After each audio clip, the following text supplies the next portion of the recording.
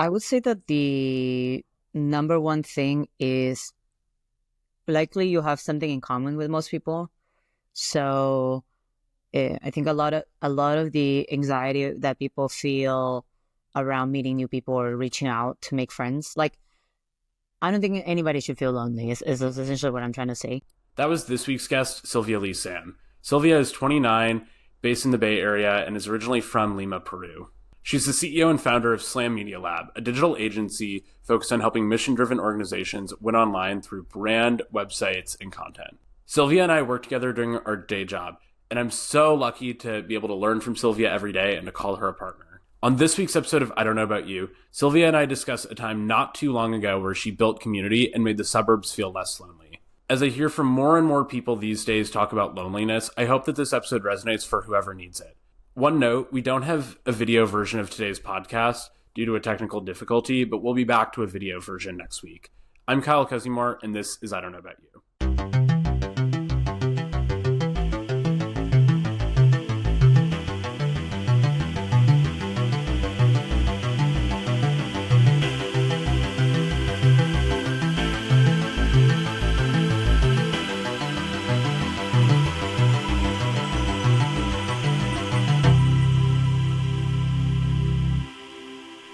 Hey, Sylvia, thanks so much for joining me on I Don't Know About You. So excited to be here, Kyle. For those that don't know the context, Sil and I actually work together and run an agency every day. Let's go.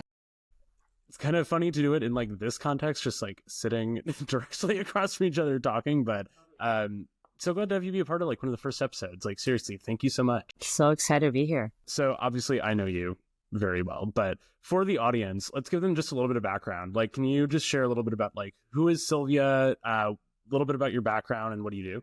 Yeah, I'm Silvia. I'm the CEO and founder of Slam Media Lab, and we are a marketing and creative agency focused on helping mission-driven companies on a couple of things: brand, content, web, and yeah, all things designed and content in general. And it's been a project or a company, I guess, that pretty much we took from nothing during the pandemic to now what it is today. Yeah, it does definitely feels weird to talk about it in like a way that we wouldn't like talk about it every single day. Yeah, like outside of work, I have a bunch of creative hobbies. Like I play a lot of pickleball, a hobby I started 2 years ago. Consider myself a little bit of an addict. You're also like doing tournaments and all the things. Like, I mean, she's like on the scale of like 1 to pickle. Like, definitely. Well, I'm definitely not very good yet, but it's definitely one of the things probably has helped my mental health the most. Like has gotten me out there and like just being outside, meeting people, getting me to exercise, and getting my competitive juices out there. But yeah, there are a few other things that I'm trying out, like photography. I travel quite a bit throughout the year. The one thing that like I'm curious, going back to career stuff, did you have any idea like this is like where you'd be today? Not necessarily like what the company is today, but both my parents are entrepreneurs, and so I think part of me felt like I could take the risk just because I've seen my parents do it in the past. And thankfully, I get the encouragement from them to definitely be my own boss and jump in to like do all these different things. But yeah, I would say that it's been like it was something that it was back in the back of my mind. And during the pandemic, I realized that I wanted to just try something completely new in my career because I was young, I had savings, and yeah, I told myself I wanted to just go and take the leap and do something new. So at the start of every episode, I ask every single guest the exact same question. If you had to give your younger self some advice, what advice would you give yourself? Good question. I would say that one, not being so scared. Shit always kind of works out. The worst thing that can happen is actually not that bad. You mess up and you pick yourself back up and try again. And with that being said, I would say that I would go in and probably meet more people, like And when I say that, I don't mean like go network or anything, but being curious, going out there and reaching out to people that you feel like either their career is really cool or that you just find interesting or that creatively you find them inspiring. And then not having the fear of like getting rejected. Like even if you do get rejected by them, who cares, right? So it's one of the things where I feel like if you start doing that at a young age, you kind of build up like a repertoire of just people that you're like, oh my gosh, these people are freaking amazing. And, you know, like, especially when you're young, it's so easy to ask because everybody's willing to help anybody young. So not that it's something that I didn't do, but I probably could have done it way more. But yeah, it's one of the things where I would tell anybody to go and just meet as many people as possible and ask a lot of questions. For sure. And like, that was definitely advice that you gave me, like, especially like earlier on in my career, but you continue to give me now. It's interesting, the first point that you made, like, about not getting like overly scared or like overly worked up about like, you know, the whatever life is throwing at you, especially like professionally. Last week, actually, we had Ashley Wen on, and similarly, she's a founder. We actually all know Ashley, but she mentioned like one of the things that she learned through her entrepreneurship journey was just like, she framed it as just like, you are the boss all of the time and you have to make decisions whether you like are happy with the outcome of like whatever or not. Like, and I feel like, well, for one, like, do you feel that like in your journey, like at Slam and as a founder and continuing to run it as a CEO? Definitely. All the time. I think that one of the things that you get a lot in the role, and I'm sure you can relate to it, Kyle, because we work closely together, is just the amount of rejection that you get, feedback, positive and negative, and sometimes people that maybe are not very good with their words, and kind of learning how to not let that define you or consume you so much, and instead figuring out, well, what could I have done better? What are the things that I did that led to that situation? And I would say that maybe early on, like if you asked me at the beginning of my career, I probably would have reacted very poorly to like any kind of difficult bump. And when I say poorly, I mean like maybe I would have just cried immediately or just not been able to kind of manage my emotions. But nowadays, I try to see it from a lens of like, if I was that person that, you know, the other person that, you know, led me to feel a certain way, I ask myself, is it that that person made me feel that way, or is it just me building up that reaction myself? Because you can choose how to react to it, right? You can choose how much it can bother you. And so I try to take it from that perspective these days. It's obviously not easier said than done, and like work in progress. Exactly. But, yeah. So a lot of it is, being in a headspace where I'm like, oh, I control how this could affect me. And so, like if it's a struggle, I'm like, okay, I could literally get to my room and be like super sad all day, which, you know, happens sometimes, but also like, oh shit, I'm sad. Let me feel the feeling. And then, all right, it happened. Let me move on. How can I do that? For sure. So moving back just a little bit. So we've worked together for 6 years now. Like, yes. Wow, that's also time. Crazy. But before I even knew you, like, I want to go all the way back to like when you moved to the States, when you started at USC, all the things. I want to hear about like, what was that experience like when you moved to the US? Like, you were in LA, you went to college at USC. What did that time in your life actually look like? Hard and exciting. I would say a combination of, I think immigrating to this country, it was definitely not easy. And it's almost like starting new because part of you stays where you're from and you kind of have to restart and rebuild everything, right? Friendships, community, where do you go buy groceries, everything, all the things. And very few people understand that, you know, unless you have money, you can fly back like nothing. But yeah, it was a time in my life that definitely helped me grow a lot and taught me that I am very strong and that I can kind of figure out how to grow my own and also I guess now looking back, it's like, oh my God, I did all of that. It's so cool. It was so hard at that moment. So yeah, I would say like it was a difficult time, but also who the heck gets the chance to move to a new country, go to a top university, be exposed to all these different opportunities, and yeah, have the ability and freedom to try all these different things, right? Like not a lot of people get to do that. So I feel very lucky and privileged. And I think I leveraged that opportunity very well.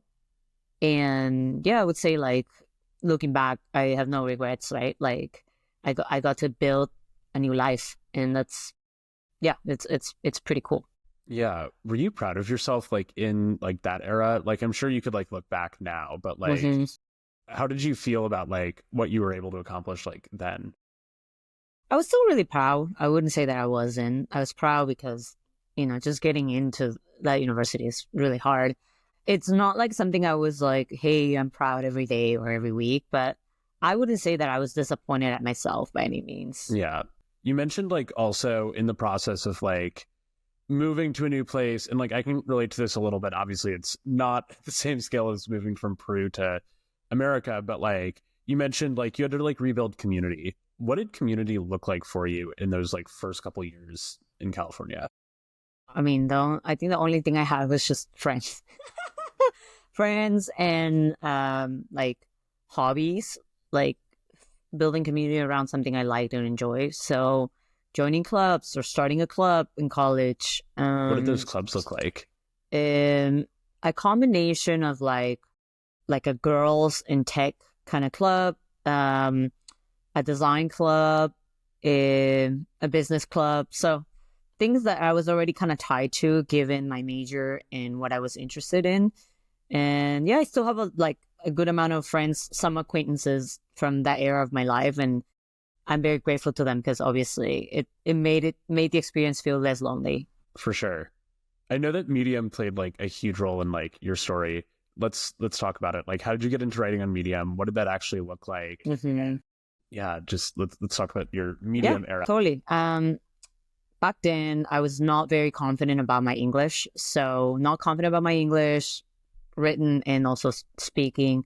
So as a way for me to practice, I told myself that I was only going to try to speak to native speakers when it came to like just literally practicing. And then if I was hanging out with people that spoke Spanish, I was not going to speak to them in Spanish. I was just going to try speaking to them in English. And so it clearly helped me in life because obviously I write sometimes as a job, right? Like you write better than like most native English speakers. Yeah, that's for sure. Like grammar. That's for sure. I kind of just wanted to learn the language the best way, which is actually doing it every single day.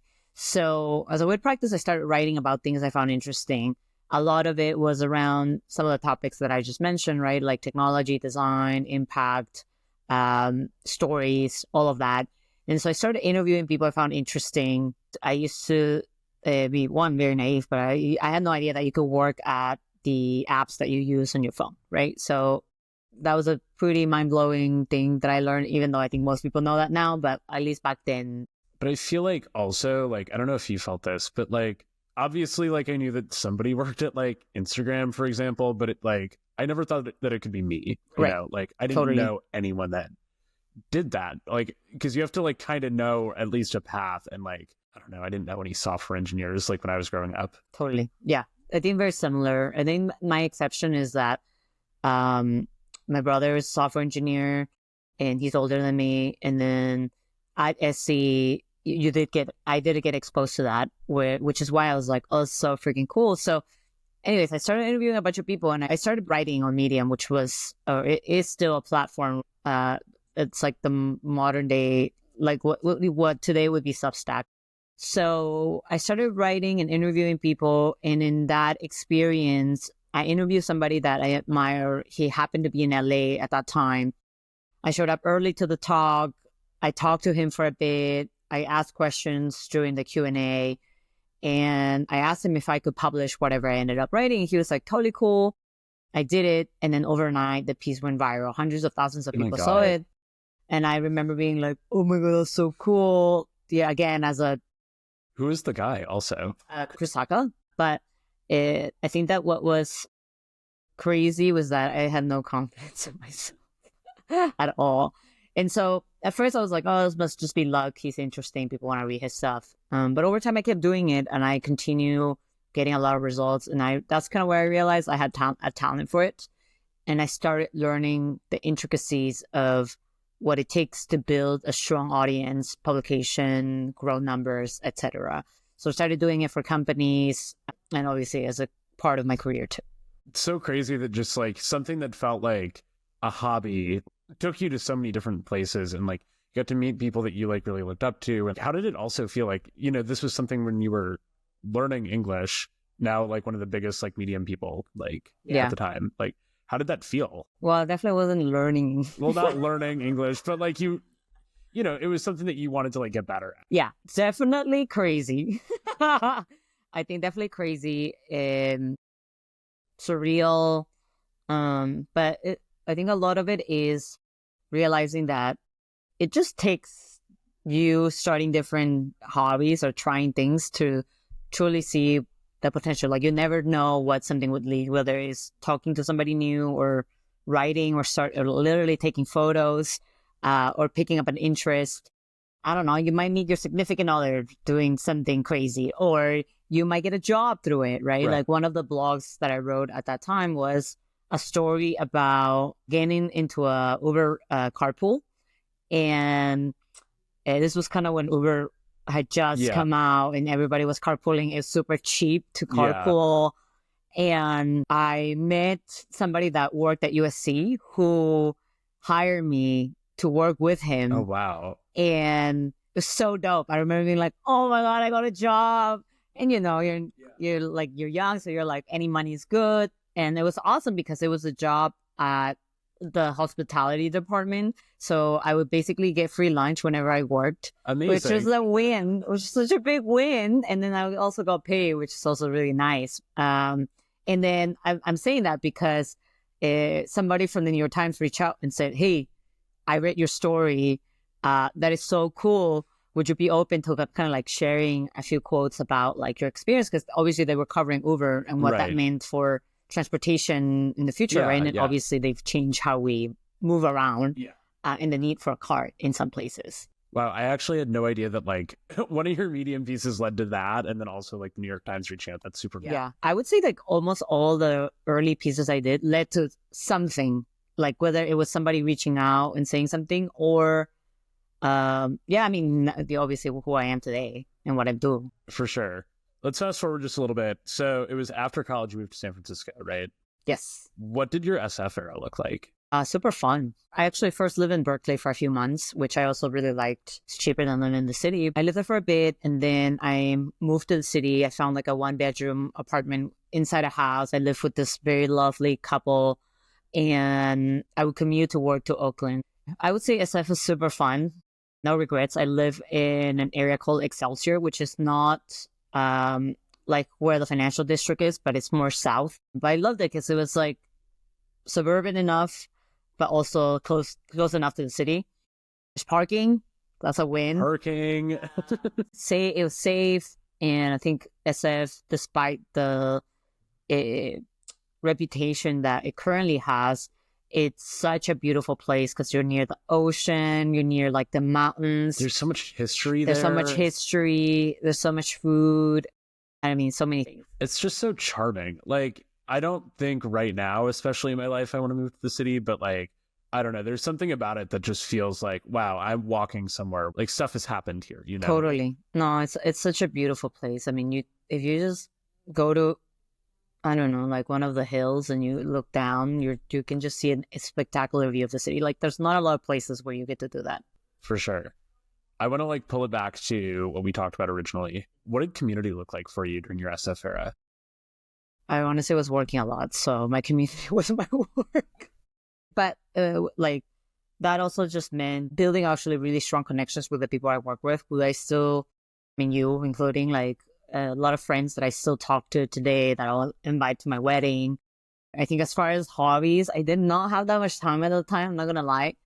But I also have no regrets. Like I think I spent a good amount of time there working very hard. And I also learn how much I can push myself. And now that I worked so hard back then, I still work very hard, but I can look back and be like, oh my God, I put in the work at that time, and now I can actually have a different perspective of about what that means, and being able to see that you can do it. Like, you can do something really hard. I mean, you were definitely grinding during that time. Like, Yeah. I remember like the one specific memory of like we would start a deck every night at like 9 p.m. for like 2 weeks.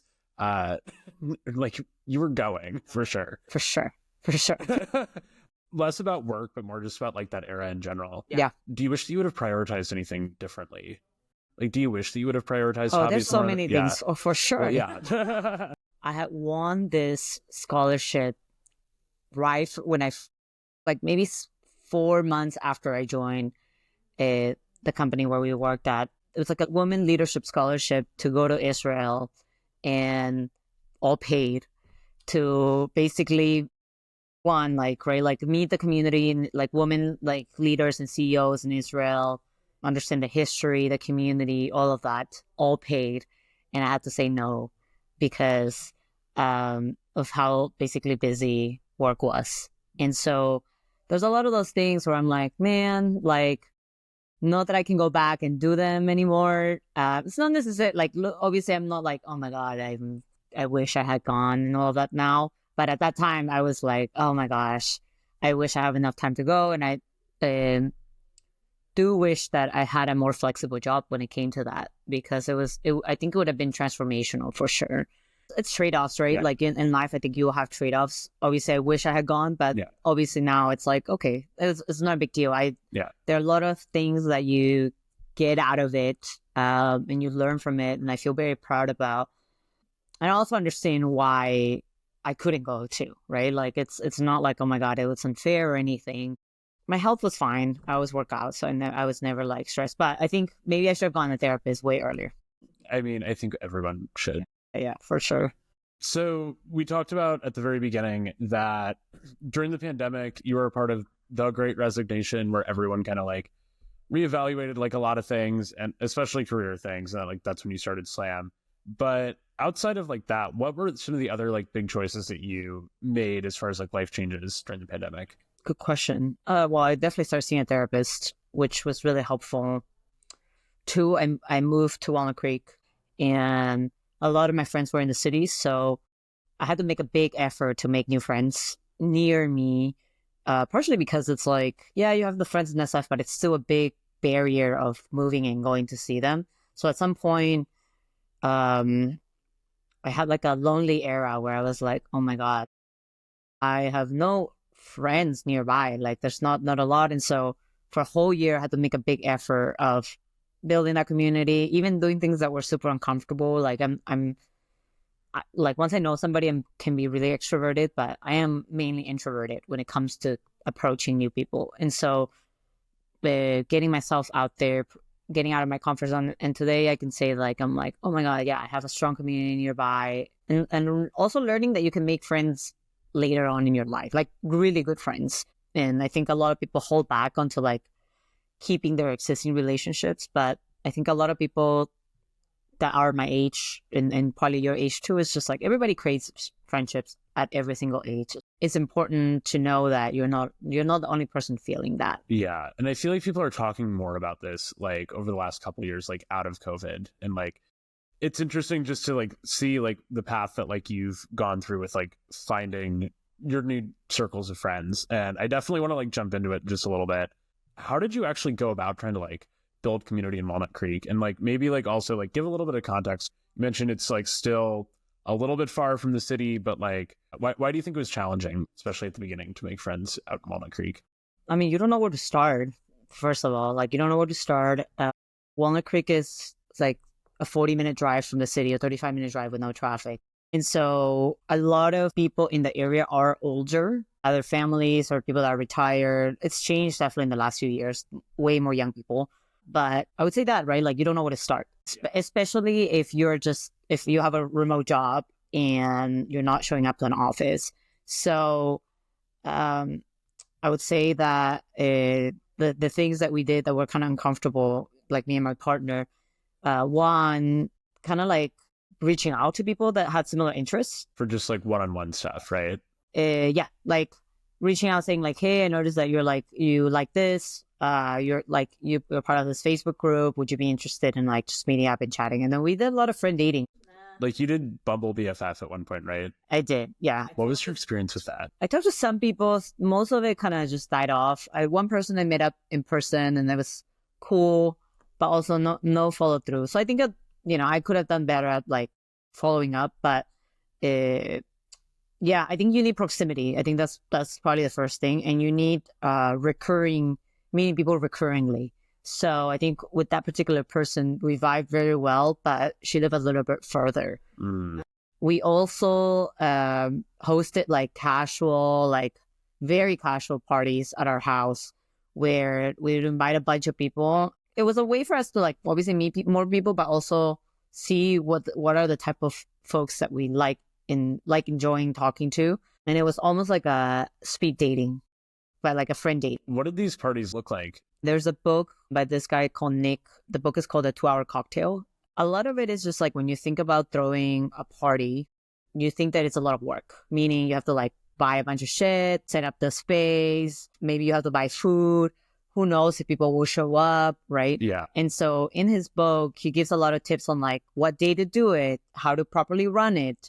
So it's a combination. I wouldn't say that it's like, hey, let's have a party to like rave. It's not a like Friday night like rave party. Exactly. Like, it was more just like to me, honestly, just to meet people. Yeah. So the idea was one, you host it on a day like Monday. Actually, we did it on a Monday or a Tuesday, if I'm remembering correctly, because it's a day where most people could say yes, right? Like if you do it on a Friday, usually people have plans. If you do it on the weekends, people also have plans.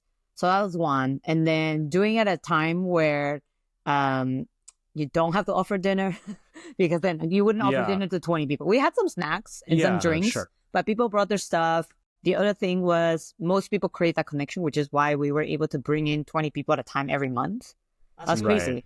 I would have never thought we could do that, but a lot of people crave that. And so a lot of it was, one, we would have these things like we would have name tags, and as silly as it sounds, it helps people remember your name. Well, yeah, because it's like, if it's a bunch of randos coming together, it's Exactly. So actually a lot of people benefited from us throwing these. Like some people, actually made friends this way, including us. Or it was just a way for them to get out of the house, which a lot of people don't do too. And so we did these for a whole year and we made some friends out of it. But yeah, it was quite cool. And then how did you feel throwing the parties? Like, I was super anxious. Super anxious, but my partner is way more extrovert than I am. So he did a lot of the work. I just kind of, like, for example, I would tell him, I don't know if I want to do it, I want to pull out, etc. So we did it in New York. Like we threw different things in different cities. We did it in New York, we did it in Seattle. I was definitely super anxious about it because I cared about setting like a standard for what the party should feel like. And I'm like, I don't want to do all this work. A lot of excuses, honestly, looking back. Because nobody was judging. Everybody was coming to just have a good time. Yeah. Over time, with doing them more, I just stopped caring. And it took quite a bit.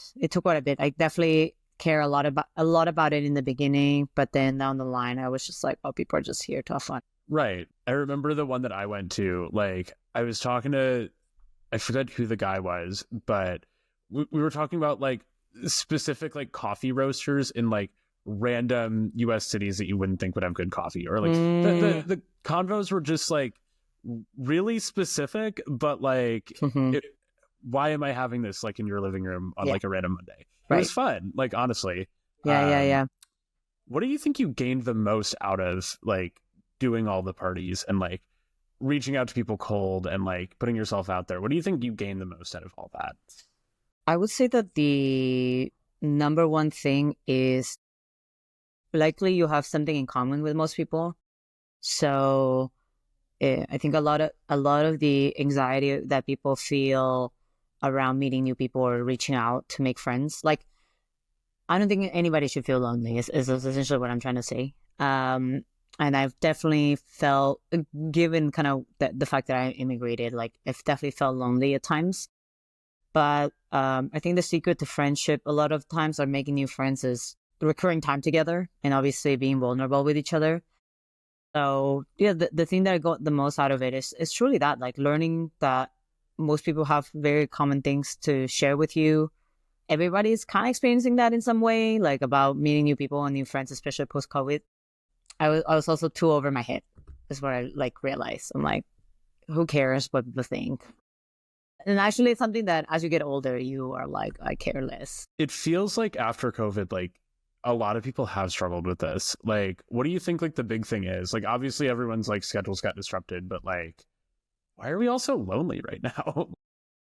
I think it's my what I might I'm gonna say it's gonna be a little controversial, but I think that when you start labeling yourself as, oh my God, I'm a really anxious person, or I am really bad at this, you kind of start believing it like more and more and more to the point where you can get out of that hole. I don't know if it's controversial. I don't know if it's that controversial because it's like the inverse can be true too. Like if you tell yourself like, I'm a good podcaster enough times, then this episode will have 10,000 listens before you. Let's go. Anyway, but I do think that the chatter around this has become that where it's like, I think it's cool for people to validate what you feel. Like, hey, Sil, you're anxious. Take it easy on yourself. You're anxious. And then they just keep repeating it to you. But I don't think that the conversation comes from all this chatter to, okay, let me do something about it. You can get out of the feeling. Obviously, some people are just medically, it's hard, right? But I think that maybe it's the internet, just they emphasize too much on this. I do also think that there's labels for every single thing these days.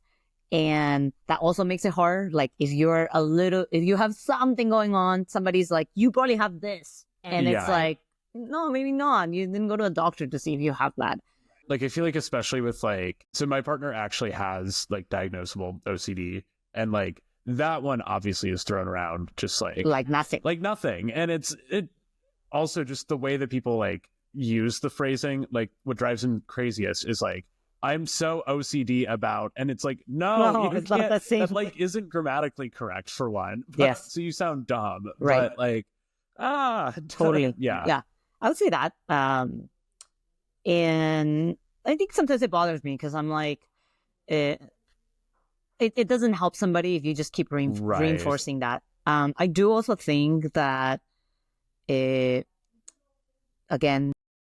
whoever's listening, take it with a grain of salt. But I do think that there's a lot of therapists that, like a lot of people start going to therapy, and I think it's such a great thing.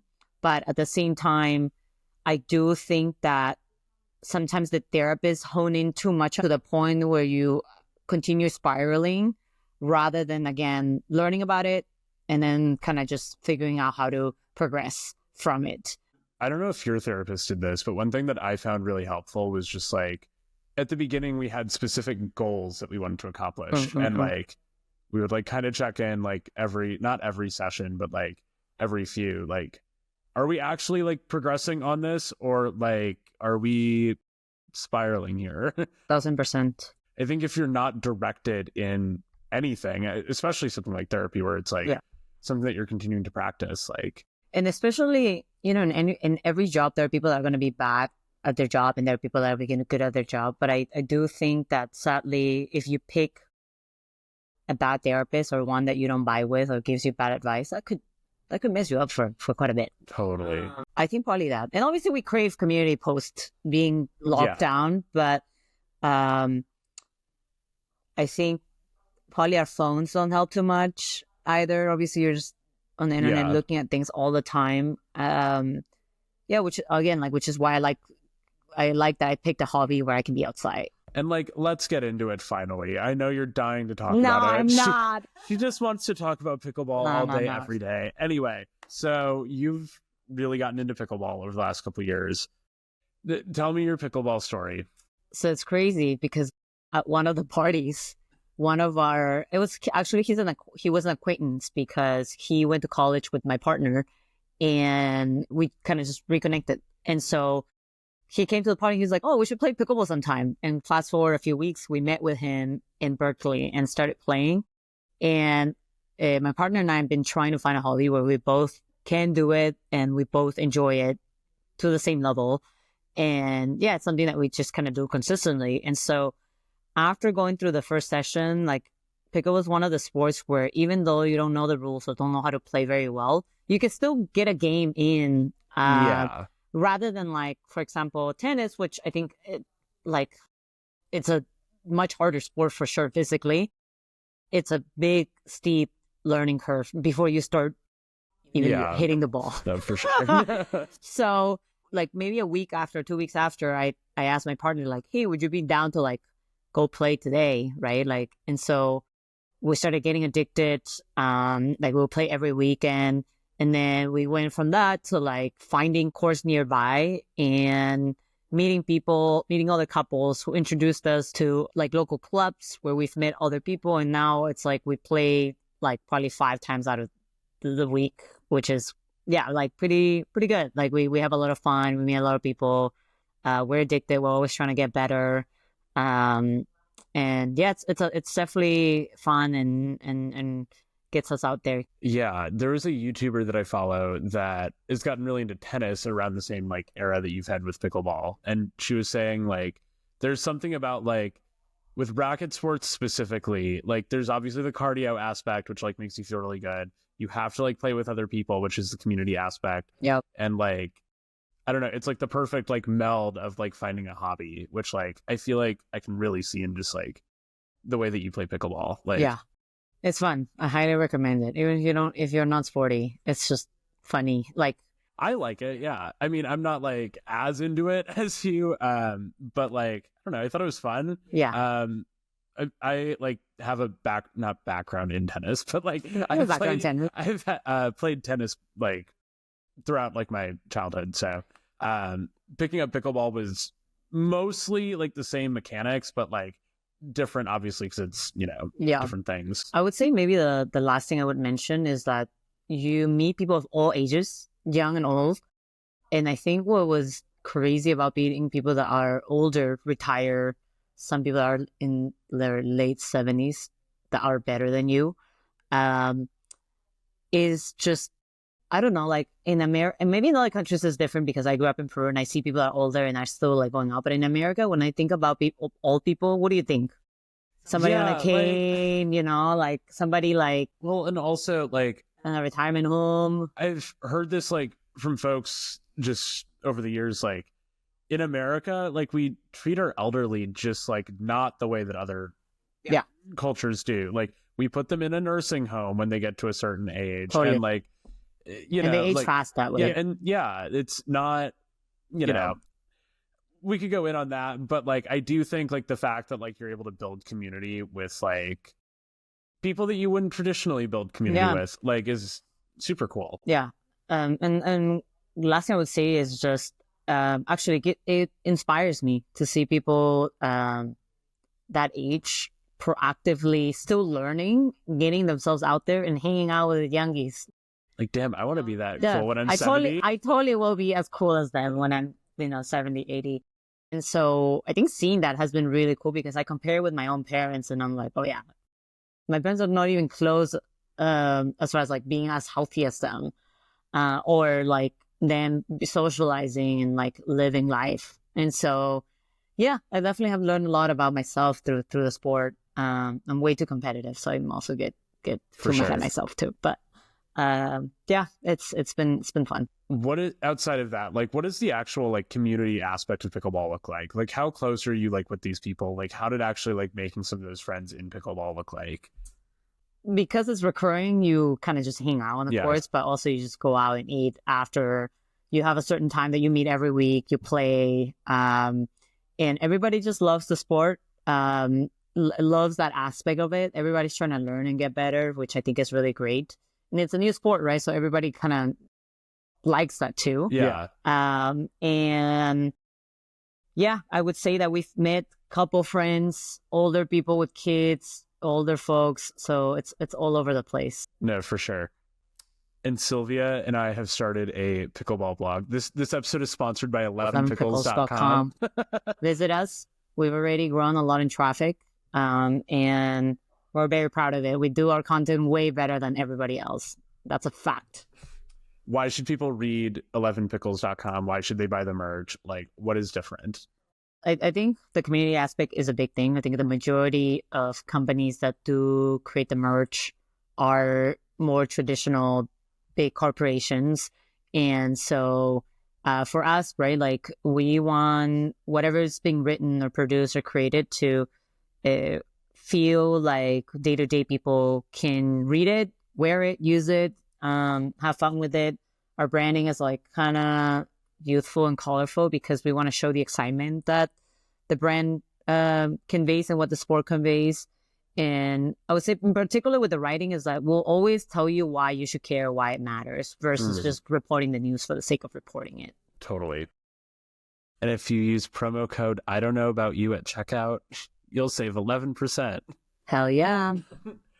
Getting back into like pickleball though, like more just like for hobbies in general, like whether it's pickleball or whatever it is, what do you recommend for people that are looking for their hobbies? Like if they don't know like where to actually start in this process, what advice would you give to people? Like where would you look? All the things. I think trying is the hardest part. Like just getting started. Yeah, I think people get all like over their head about starting something. Starting something can just be literally showing up to anything, a course, a hike, start with a run. It took me time too, don't get me wrong, but yeah, to find something you really like it takes time and practice. But also, I think most people give up too fast. So let's say you're trying to pick up playing piano, for example, right? Like the first 6 months is going to be hard and probably going to suck a little bit because you're going to have to learn the basics and try to remember to study it rather than, oh, you can already play like Mozart, you know? Right. And so I think people give up too fast. And I, myself included, right, with other hobbies that I've picked up. But a lot of it is starting and then also following through because I think once people hit the hurdle, they just give up. But after the hurdle, it just kind of exponentially goes up. For sure. I mentioned this a couple episodes ago, but another YouTuber that I follow has this 5-minute rule, which it relates more to the first part of what you said than the second part. But like, essentially, if you're like scared of doing something or you really don't want to do something, I guess like either apply here, just set a 5-minute timer. Like do it for 5 minutes, like run for just 5 minutes. You'll likely like keep going afterwards. Or like, I don't want to vacuum the house. I'm just going to vacuum for 5 minutes and then you'll probably finish the whole thing. Obviously, it doesn't go over the hurdle part. Like that is more just like probably more self-discipline, but like, I don't know. I've been trying to like set more timers. No, I mean, I would say that even practicing, let's say it was the same example, piano. If you practice for 5 minutes in a course of a year, shoot, like, you know what I mean? That's progress. That's true progress. Totally. Whereas if you do it an hour every month, it's like, you know, there's not much progress there. But yeah, I think people give up too fast. Or maybe not knowing that every day if you practice, it's like incremental, you know? Totally. And getting better. It's like Duolingo, you know? Like I hate using that example, but like, you know, if you're doing the 5-minute lessons and the owl's like threatening you, like, yeah, totally. You're gonna go back for it every day. Totally. Okay, so just a couple more questions here. So I've heard arguments on both sides of this, but I'm curious your perspective. Do you think the Bay Area is a lonely place? Only if you make it lonely. I think I have changed my perspective on the feeling of feeling lonely. Like what I said earlier, which is like, it's for the majority of people, it's a choice, right? Like obviously there's just, if you are clinically diagnosed with certain things, like it makes it a lot harder for you to like meet with folks. But I do think that it's a choice because you can always do things to like build a community that you want or need, but also like learning to be okay on your own. Being on your own, meaning I'm not saying like don't have friends or anything, but learning that it's okay sometimes to just be by yourself is, I think it's a difficult thing to do. But like take yourself on a date, you know, like have a nice dinner, like go out for like a nice cup of coffee or like whatever. For sure. Exactly that. And yes, the area is very work focused, but you could also frame it as like people are really driven, and being driven does not mean no time to connect with other people. And so, yeah, I think it's a choice a lot of times, not all the time, but I feel like almost in every city you probably would experience something like that. And again, I think it's by choice. Whether you're in LA or San Diego or New York, you could always have the feeling of loneliness in some way. It's up to you how you want to handle it. Do you think there are certain things though that make some cities lonelier than others? Like you mentioned, like obviously SF is very like work focused, like it's a good place to like start companies. Like the suburbs of the Bay Area are really disconnected as far as just like there's lots of traffic. Like, do you think that there are some things that like, and maybe it's not even the Bay Area, but do you think that there's some things that make some cities like more lonely or less lonely than others? I don't know. I guess it just depends on the culture of the city, but I don't think there's not anything specific. It's definitely more like it's kind of like up to you, in my opinion. Like I imagine if you like live in Iowa and any city in Iowa, it's like, okay, well, there's not a lot to do, but I can still go to the mall and hang out with my friends, right? Or here, right? Like there are plenty of things to do. But I think, like if we connect it back to loneliness, I think it's different to have a community, but also feeling like you need people around you to be happy. Like, you know, the feeling of feeling like you're on your own versus like having a community. I think those are completely two different things. Well, not completely, they're tied together, but they are different things still. Yeah, but feeling lonely is a choice. Because you could be alone, but that doesn't mean that you're lonely. Yeah. And so I don't think it's a matter of a city, but I think it's a lot of it up to you. Last actual question here. Yeah. Where do you want to grow from here? Like we've talked about, like obviously you've grown your community, you've done incredible things like with Slam over the last like several years. What's next for Silvia? Like where do you want to go? I honestly don't know. I'm trying to just take it easy, to be quite honest. Like easy on myself. I've always had goals in the past, and I've worked really hard. So I'm kind of just going with the flow a little bit with like what the next few years will take me. Yeah, for the first time in my life, I'm like, oh my gosh, I can actually breathe and not have to think about and worry too much about others or the future. So it's good. It's cool to be able to say that. I'm also really privileged to say that too. And so, yeah, trying to figure out the day to day and going from there. But I think that I feel like I'm in a good headspace. The work is going well. I have friends, right? Like my family's healthy. So I'm trying not to take that for granted. Like the feeling of being present and living in the moment. So thank you so much for joining me today. Is there anything that you want to like shamelessly plug before we go? SlamMediaLab.com. Follow us, retweet us. Oh, actually, you're not supposed to say that anymore. This podcast is not on Twitter, by the way. And I do think that what I learned, at least in the past few years, is that you choose how to react to things. And that's a skill that I hope I can develop more. And I think most people should probably. Because shit's gonna be hard and nothing is linear. So learning how to manage that emotion, manage the emotions of how do you react to something is probably gonna take anybody to places. And also probably not assume. I think that's a big one. Not assuming what others might be doing. But yeah, I would say that both things are probably the most important things that I'm trying to hone into in the next few years. Well, thanks again, Sil. You shared so much that I think like the entire audience is going to just gain like a lot from, and I'm really glad that you are one of the first episodes here. Thank you. Thank you so much to this week's guest, Silvia Li Sam, for being a part of this week's episode. And thank you for listening to I Don't Know About You. I Don't Know About You is edited, written, and produced by me, Kyle Cozumore, and music by Chris Samparisi. You can get new episodes each Tuesday on Spotify, Apple Podcasts, YouTube, and wherever else you get your podcasts. You can get updates on Instagram, TikTok, and IDon'tKnowAboutYou.com. Thank you so much for listening. We'll see you next time.